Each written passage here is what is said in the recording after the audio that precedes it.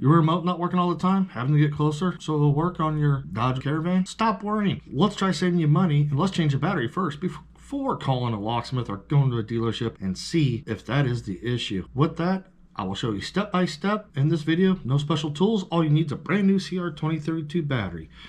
Take your remote.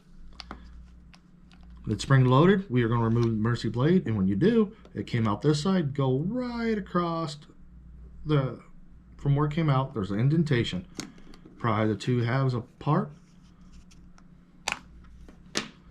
and you notice they came apart. Push down on the circuit board evenly, nothing hard, because you want to make sure it's seated before we can put it back together. If you don't have fingernails, take the tip of your key blade, pop it onto that battery, and get rid of it.